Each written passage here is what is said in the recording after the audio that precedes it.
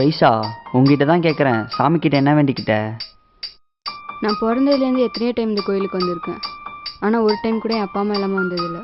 இதான் first time அவங்க இல்லாமல் வரேன். கூடிய சீக்கிரம் அவங்களோட இந்த கோயிலுக்கு வரணும், அதுதான் என் ஆசை.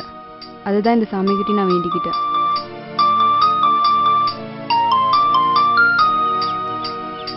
ஆமாம், நீ என்ன வேண்டிக்கிட்ட? ஒன்றும் இல்லை. டாய், நான் சொன்னல, நீ சொல்லுடா. வேண்டிக்கிட்டது வெளியே சொன்னால் பலிக்காது. அப்போ நானும் தான் உங்ககிட்ட சொன்னேன். அப்போ நான் வேண்டிக்கிட்டது பலிக்காதா? நீ வேணது பலிக்கும். பலிக்கும்ல? அப்போ நீ என்ன வேண்டிக்கிட்ட சொல்லு. அது வைஷான்னு ஒரு பொண்ணு. அவங்க அம்மா அப்பா அண்ணன் இவங்க எல்லாத்தையும் தூக்கி போட்டு நீ மட்டும்தான் வேணும்னு என்னையே நம்பி வந்தா.